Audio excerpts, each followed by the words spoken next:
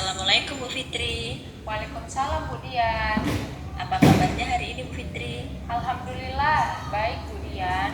Ibu Dian gimana kabarnya? Alhamdulillah sehat Bu. Sebelumnya saya mengucapkan terima kasih kepada Ibu Fitri karena sudah meluangkan waktu pada hari ini untuk membantu saya dalam menyelesaikan tugas saya sebagai calon guru penggerak. Iya Ibu Dian, sama-sama. Saya sangat senang bisa membantu Ibu. Apa yang bisa saya bantu Bu? Begini Bu Fitri, di sini saya mendapat tugas dari pendidikan calon guru penggerak, yaitu kasus tentang Bu Guru Tati. Dan di sini saya akan mewawancara Ibu dan meminta Ibu untuk memberikan tanggapan dalam proses pengambilan keputusan. Seandainya Bu Fitri adalah rekan kerja Bu Tati yang sama-sama mengajar di kelas 5 dan ruangan kelas Ibu Tati bersebelahan dengan ruang kelas Bu Fitri. Jadi hari ini saya akan meminta pendapat Bu Fitri dari kasus Bu Tati ini. Apakah Ibu bersedia? Iya Bu Dian, saya bersedia. Berarti dalam kasus ini kelas 5-nya paralel ya Bu Dian. Mungkin kira-kira saya mengajar di kelas 5B dan Bu Tati di kelas 5A. Iya Bu, kira-kira seperti itu. Sebelumnya saya akan membacakan kasus Bu Guru Tati dulu ya Bu. Iya Bu Dian, silahkan. Ibu Tati adalah guru kelas 5 yang merupakan rekan kerja Anda atau Bu Fitri, yang mana sama-sama mengajar kelas 5 yang kelasnya paralel. Ruang kelas Ibu Tati pun persis di sebelah ruangan Ibu Fitri. Ibu Tati terkenal sangat disiplin dan cenderung galak. Pada sisi lain, Ibu Tati juga bekerja keras dan murid-muridnya pun selalu mendapatkan nilai-nilai yang sangat baik. Sebagian murid-murid sangat takut kepada Ibu Tati dan sebagian lain bisa menyesuaikan diri. Kepala sekolah, guru-guru, dan orang tua murid pun juga sangat menghargai Bu Tati. Suatu hari, Bu Fitri mendengar tangisan seorang murid dan pergi keluar untuk melihat asal suara tangisan tersebut. Bu Fitri melihat seorang murid perempuan kelas 5 sedang berlutut di atas bebatuan sekolah yang sangat panas hari itu, menghadap di depan pintu kelas Ibu Tati.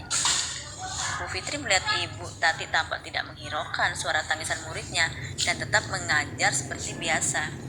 Namun Bu Fitri bisa melihat bahwa beberapa murid di kelas Ibu Tati mencoba untuk mencuri pandangan keluar kelas, melihat temannya yang sedang menangis dan berlutut di terik matahari.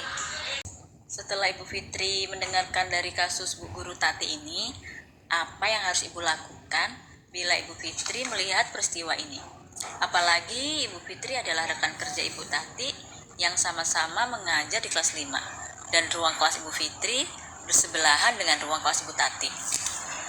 Menurut pendapat saya, begini loh Bu Dian. Ketika saya melihat situasi tersebut, hal pertama yang akan saya lakukan adalah mendekati murid perempuan kelas 5 tersebut. Dan saya akan mencoba untuk menenangkannya. Setelah itu, saya akan mengajaknya terlebih dahulu ke tempat yang lebih teduh, atau mengajaknya ke ruangan saya agar murid tersebut lebih nyaman dan tidak merasa takut lagi. Berarti hal pertama yang Ibu lakukan adalah fokus ke murid tersebut ya Bu, untuk mengajaknya ke tempat yang lebih teduh, karena pasti murid tersebut sudah merasa panas karena cuacanya hari itu memang sangat panas. Dan mungkin bisa juga Ibu Fitri kita memberikan minum dulu gitu ya ke murid tersebut agar lebih tenang gitu ya. Benar sekali Bu Dian. Jadi setelah murid tersebut berpanas-panasan, apalagi habis menangis kan, pasti murid tersebut merasa haus. Setelah murid itu sudah merasa nyaman dan lebih tenang, langkah apa selanjutnya yang akan Ibu Fitri lakukan? Setelah murid tersebut sudah diam dan tidak menangis lagi dan sudah merasa lebih tenang, yang akan saya lakukan adalah mencoba bertanya berlahan-lahan. Kenapa tadi dia berada di luar kelas?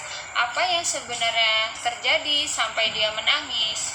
Jika murid tersebut menjawab karena sedang dihukum Bu Tati, saya akan memberikan penjelasan jika memang murid tersebut mendapat hukuman karena tidak mengerjakan tugas atau melanggar kesepakatan kelas, dan memang itu konsekuensi dia untuk mendapat hukuman karena dia sudah melanggar tata tertib. Berarti dapat saya simpulkan, setelah murid tersebut merasa lebih tenang, Ibu Fitri mulai bertanya dari kejadian yang dialami murid tersebut ya Bu ya, dan memberikan penjelasan pada murid tersebut bahwa jika hukuman yang diterimanya adalah konsekuensi dari kesalahan yang diperbuatnya karena telah melanggar kedisiplinan. Lalu setelah Ibu memberikan penjelasan, langkah apa lagi ya Bu yang bisa dilakukan pada murid tersebut? Setelah murid tersebut paham tentang hukuman dan konsekuensi dari kesalahan yang diperbuatnya, saya akan memberikan nasihat kepada murid tersebut agar murid tersebut meminta maaf kepada Bu Tati dari kesalahan yang sudah diperbuatnya. Dan murid tersebut harus berjanji kepada Bu Tati untuk tidak akan mengulangi kesalahannya. Berarti pada langkah terakhir yang Ibu lakukan adalah memberikan nasihat dan memberi saran agar murid tersebut meminta maaf kepada Ibu Tati dan berharap semoga kejadian itu tidak akan berulang lagi ya Bu ya. Pertanyaan selanjutnya begini Bu Fitri, pada saat kejadian itu apakah Ibu akan menginterupsi kelas Bu Tati, di mana saat itu ada Ibu Tati yang memiliki wewenang atas kelas yang dipimpinnya? Dari kasus ini, keputusan apa yang akan Ibu ambil? Keputusan yang akan saya ambil adalah saya tidak akan menginterupsi kelasnya Bu Tati, Bu Dian. Apa alasannya sehingga Ibu tidak mengambil keputusan itu? Karena menurut saya, bagaimanapun juga, pengelolaan kelas itu adalah wewenang seorang guru yang sedang berada di kelas itu. Apalagi pada saat itu, Bu Tati sedang melaksanakan proses pembelajaran, jadi tidak sepantasnya saya menginterupsi kelasnya Bu Tati. Berarti yang saya tangkap bahwa kita tidak mempunyai hak ya Bu ya untuk menginterupsi kelas Ibu Tati karena beliau sedang mengajar. Apakah Ibu tidak akan bertanya atau mengkonfirmasi dengan Bu Tati dari peristiwa yang terjadi sebenarnya?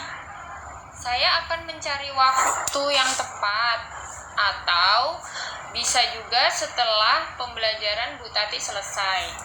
Saya akan bertanya kepada Bu Tati dari kejadian yang sebenarnya. Karena sebelumnya saya kan sudah mendengarkan penjelasan dari murid tadi. Saya pun ingin mendengarkan penjelasan dari Bu Tati sendiri. Setelah itu, saya akan mengajak Bu Tati berdiskusi dari permasalahan itu. Sehingga pada saat itu saya bisa memberikan saran ataupun masukan kepada Bu Tati. Sehingga ke depannya Bu Tati tidak akan menghukum murid dengan hukuman fisik. Tetapi jika harus ada hukuman untuk murid tersebut, berilah hukuman yang mendidik, bukan hukuman yang dapat membuat anak itu trauma atau sampai merasa takut.